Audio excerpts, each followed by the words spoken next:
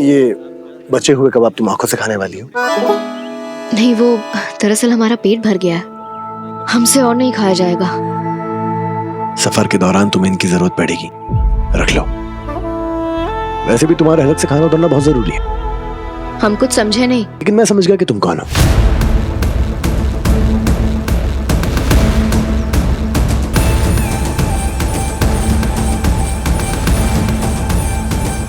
नरमो नाजुक, थोड़ी देर अगर भूखा छोड़ दिया ना, बेहोश हो जाओगी। फिर मुझे तुम्हें उठाना पड़ेगा, फिर बेचारा मेरा आपके कंधों को कुछ नहीं होगा, क्योंकि हम बेहोश नहीं होने वाले। और वैसे भी आप पे बोझ तो हम बनना भी नहीं चाहते।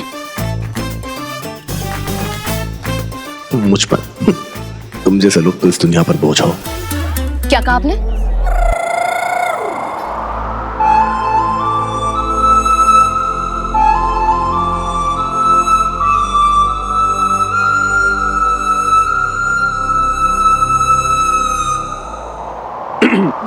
क्या कहा मैंने? क्या कहा मैंने? मैंने कहा कि तुम्हारे जैसे लोग किसी पे बोझ हो ही नहीं सकते। रूही का भला वजन ही कितना होता है। कितनी प्यारी सी हो तुम। थोड़ी सी ठंडी हवा चलती है, ठिठुर जाती हो। तेज हवा चले परी बन के उड़ जाती है तुम्हारी, तो जितनी तारीफ करूं उतनी कम है। आपके जो तंज है ना, सब समझ रहे हैं। तंज नहीं मतलब सच्चाई, सफेद सच्चाई। अब अगर सच्चाई सुन के तुम्हें बुरा लग रहा है तो मेरी क्या गलती? ये देखो, ये देखो, ये देखो, फिर से बुरा मान गई। हो गया मुंह छोटा तुम्हारा। अगर तुम्हारी ये हरकतें रही ना, अपने दोस्तों से तुम्हें मिलाऊंगा कैसे? इनके दोस्तों से मिलना भी कौन चाहता है? मेरे दोस्तों की बदमाशी बर्दाश्त नहीं कर पाओगी तुम। मेरी गुलरेज से भी ज्यादा नाजुक हो तुम। 6 साल की बच्ची है वो, लेकिन 6 शेरों से लड़ने की हिम्मत रखती है। गुलरेज, किस हाल में होंगे मेरे बच्चे? या खुदा मेरे बच्चों को सलामत रखना। अब चुप क्यों हो गए? तंज खत्म हो गए? बताइए, अब किसका मुंह छोटा हो गया?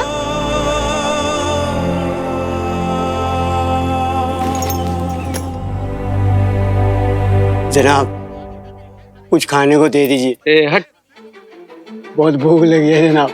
अबे हट। अरे आप ठीक तो हो?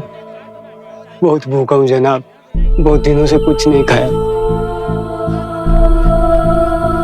5 दिनारी इन्हें दूंगा तो 40 बचेंगे बस। पर किसी भूखे को मना कैसे करूं? आप एक काम कीजिए, ये रख लीजिए और कुछ खा लीजिए। अल्लाह आपको सारी खुशियों से नवाजे। बहुत बड़ा दिल है आपको।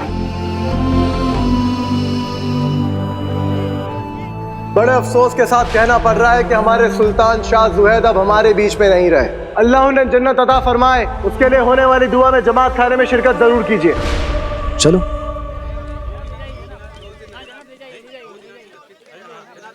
परवास के जमात खाने में हम आए थे। हमारा मतलब है कि अपने दोस्तों के साथ गए थे। देखकर बहुत अच्छा लगा था कि अवाम सुल्तान शाह जुहैद की कितनी इज्जत करती है। वो तुम थी जिसको मैंने जमात खाने में सलाम किया था? नहीं तो हम क्यों करेंगे आप जैसे को सलाम? तो मोहतरमा, अगर आप यहाँ पे हो तो मेरी वजह से हो, भूलिए मत। क्या था वो? हाँ, नरमो नाजुक। हमने आपकी ये बदतमीज शक्ल पहली बार बाजार में ही देखी। हाँ, उस दिन के बाद से मेरी किस्मत फूट गई। एक बात बताइए, लोग कह रहे थे कि दुआ का इंतजाम जिस शख्स ने भी किया था वो कोई झूठा मकार था। तो क्या वो दुआ झूठी थी? इंतजाम का तो पता नहीं, लेकिन दुआ सच्ची थी। शायद तुम नहीं जानती मर्जना, लेकिन हमारे सुल्तान शाह जुहैद बड़े नेक दिल और बेखौफ रहनुमा थे। पूरी काबुल के आवाम के वालिद थे वो, और खुदा ना करे अपने वालिद को खोने के दर्द से किसी को गुजरना पड़े। अली बाबा अपनों को लेके खुद गर्ज जरूर है मर्जीना, लेकिन इसका मतलब ये नहीं मैं उनकी इज्जत नहीं करता जो अपने आवाम को अपने से बढ़कर रखते हो। कितने नेक ख्याल हैं इनके। खैर, संतरा कभी सख्त नहीं होता, अली बाबा के पास वक्त नहीं होता। तुम्हें हेरत छोड़ के मुझे परवाज भी तो लौटना है। अपने बच्चों के पास है ना? हाँ। आप बहुत फिक्रमंद है ना उन्हें लेके? आपको याद आ रही होगी ना उनकी? मेरे बच्चे हैं ही ऐसे, प्यारे और अनोखे। थोड़े बदमाश भी, लेकिन बहादुर भी। मुसीबतों का सामना एक साथ करते हैं, एक दूसरे के लिए कुछ भी कर गुजरते हैं। बच्चों ने हमेशा से बहुत तकलीफें उठाई हैं, लेकिन फिर भी अपने बाबा को बहुत सारा प्यार देते हैं।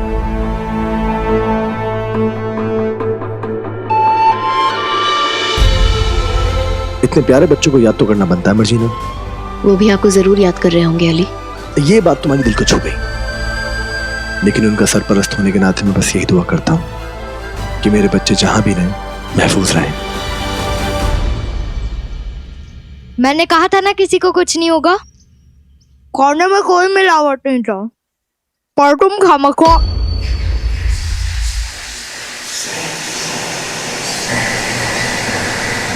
नफी तो ठीक है ना?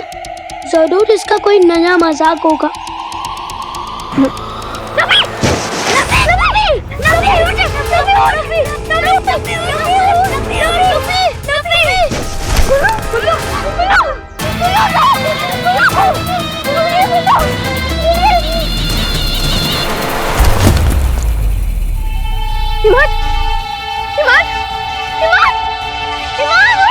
क्या हो रहा है सबको? मैंने कहा था खाने में कुछ मिला हो सकता है। नबी!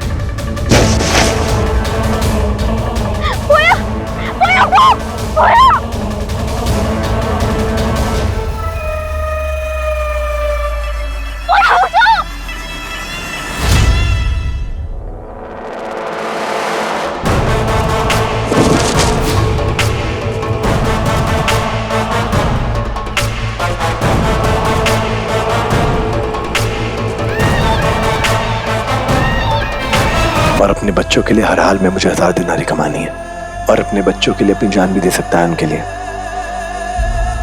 वाह, तुम मर्जीना ही हो ना? हाँ क्यों? क्योंकि अभी अभी तुम्हारे मुंह से मेरे लिए बाहर निकला, और वो भी शायद काफी दिल से निकला। कहीं सूरज आज मगरिब से तो नहीं निकला? हाँ हाँ हाँ, कितना बढ़िया मजाक कर लेते हैं ना आप। हम तो आपकी तारीफ कर रहे थे, लेकिन आप तो उस लायक भी नहीं है, खुद जुनूनी कहेंगे। चलिए।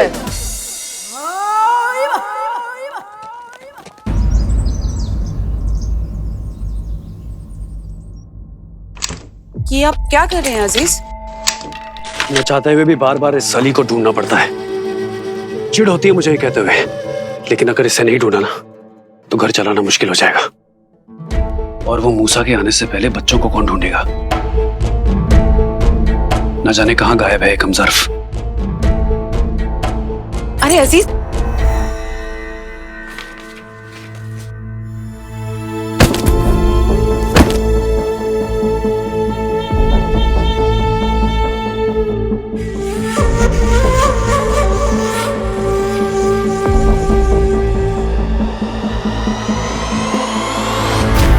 परवाज़ के इतने घर देख लिए, लेकिन कहीं भी तालिस्मान का सुराग नहीं मिला। क्या जवाब देंगे मलिका सिमसिम को?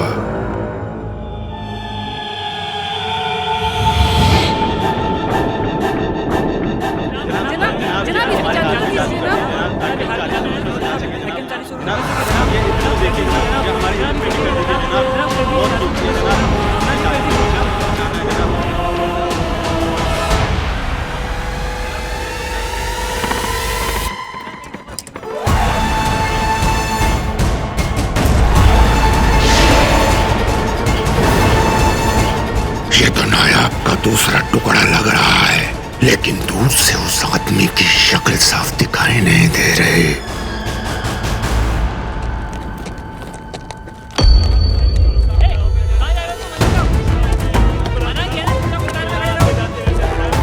ये काबुल शाही के सैनिक यहाँ हेरत में क्या कर रहे हैं? जरूर सद्दाम ने इन्हें यहाँ भेजा होगा। रुकिए, हम ये नाकाबंदी पार नहीं कर सकते। क्यों?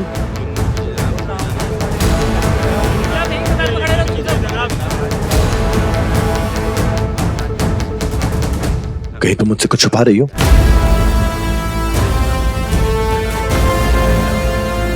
हमारी पहचान को दुनिया से छुपाने के लिए हमारी सभी अपनों की जान चली गई अली। उनकी कुर्बानी को हम जाया नहीं होने दे सकते।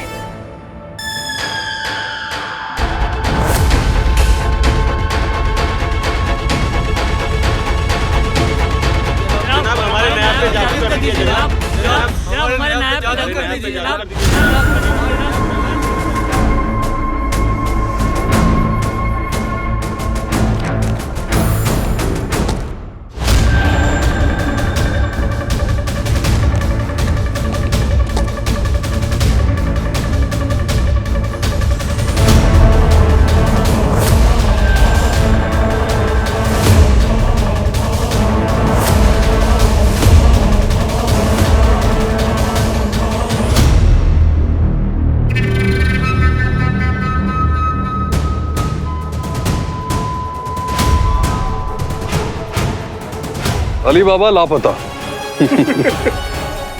ये मदद की गुहार काम खुशखबरी ज्यादा लग रही है। जो मनुष्य चलेगी उसे ढूंढ के लाने से बड़ी बेवकूफी क्या होगी।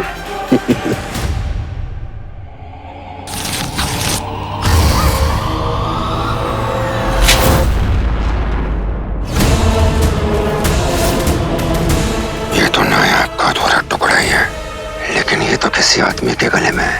कौन है ये आदमी जिसकी शक्ल इस तस्वीर में नहीं है?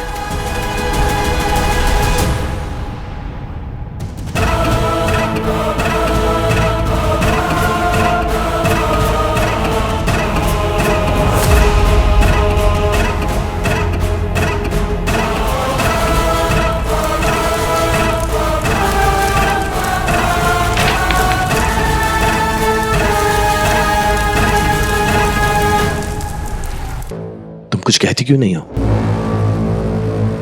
ऐसा क्या किया है तुमने जो तुम नाकाबंदी पार नहीं कर सकती? तुम्हारी खामोशी मेरा शक बढ़ा रही है मर्जीना। देखिए, अगर हम आपको बता भी देंगे तो कौन सा आपका शक कम हो जाएगा। और आप तो यही समझते हैं ना कि सारी मुसीबत की वजह हम ही है। हम आपको बताएंगे तो आप यकीन नहीं करेंगे। अपने सवाल पूछने का तरीका ही देख लीजिए, बात में ही शक शामिल है। अच्छा बाबा, माफ कर दो, लेकिन मैं वाकई में जानना चाहता हूं। अब बताओ, सच क्या है?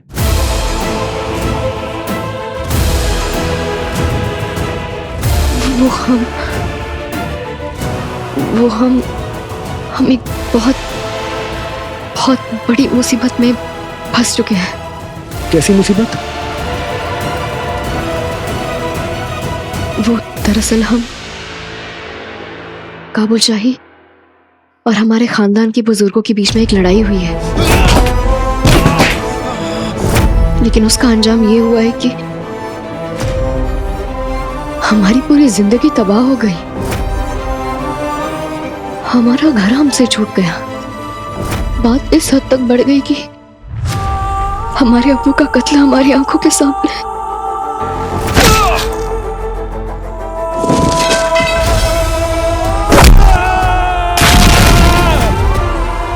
अगर कभी हमें अफसोस रहेगा जिंदगी में, तो मरते दम तक यही अफसोस रहेगा कि हम अपने अब्बू को नहीं बचा पाए। हम हर रोज शर्म से मर जाते हैं, पर गुजरते वक्त हमारे अब्बू ने हमसे ये वादा लिया था कि हम अपनी हिफाजत करें, खुद को महफूज रखें। फिलहाल आप सिर्फ हेरत में ही महफूज रह सकती हैं। चलिए। इसलिए हम सिर्फ हेरत में ही महफूज हैं। इसलिए हम अपनी हिफाजत सिर्फ हेरत में ही कर सकते हैं। अगर इन लोगों ने हमें पहचान लिया तो ये पक्का हमें मार डालेंगे, और इस रंजिश की क्या वजह है ये हम सच में नहीं जानते। अब ये आपके ऊपर है कि आप हम पर यकीन करना चाहते हैं या नहीं।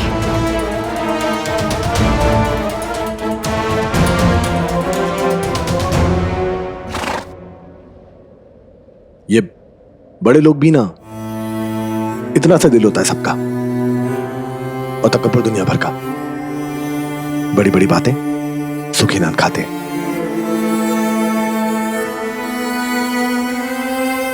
तुम फिक्र मत करो, ये नाकाबंदी पार करने में मैं तुम्हारी मदद करूंगा।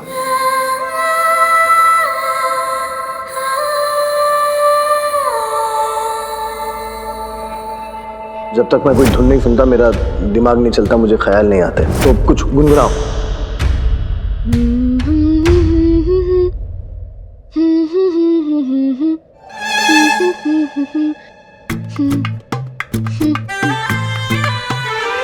ये बात तुम्हारे दिल को छू गई, दिमाग को भी छुएगी। तुम गुनगुनाती रहो, गाओ गाओ।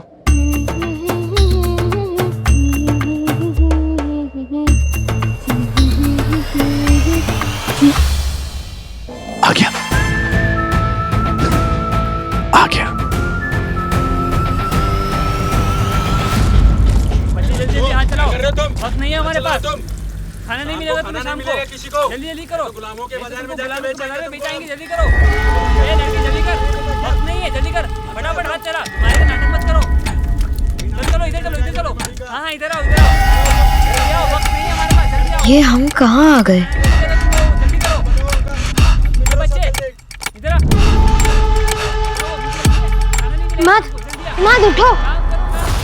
पोया पोया उठ जाओ। गुलरिस गुलरिस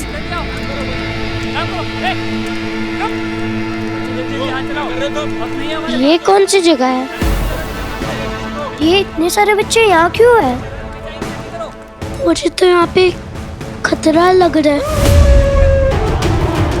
तुम लोग कौन हो और यहाँ कैसे आए? मैं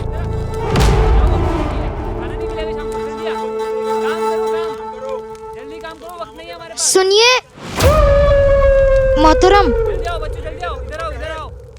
लगता है आप किसी गलतफहमी के चलते हमें यहाँ उठा लाए।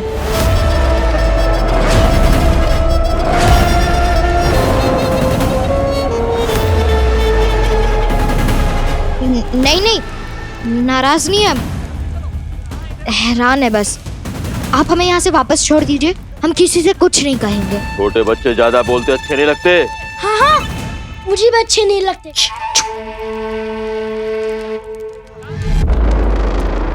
कहाँ फंस गए हम? बहुत बुरी जगह फंस गए हो, जहाँ ना कोई आता अपनी मर्जी से, न जाता अपनी मर्जी से।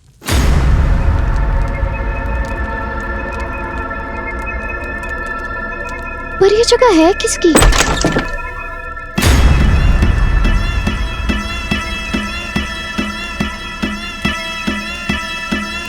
ये सब लोग ऐसे क्यों खड़े हो गए आपा?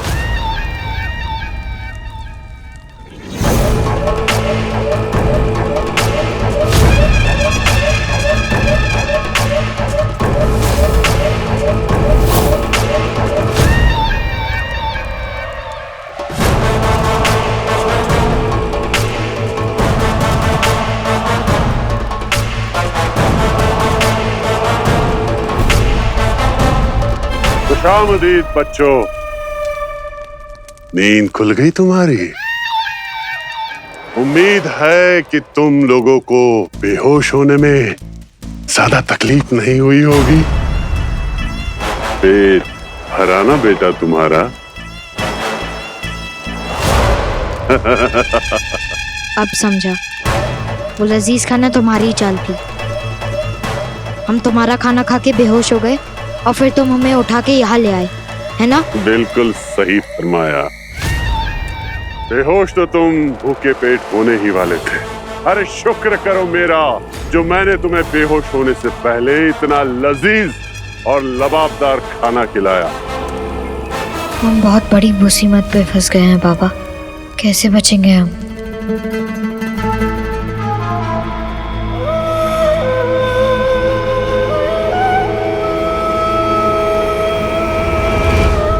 रुको बीबी, अपना नकाब उतारकर अपनी शक्ल और अपना हाथ दिखाइए।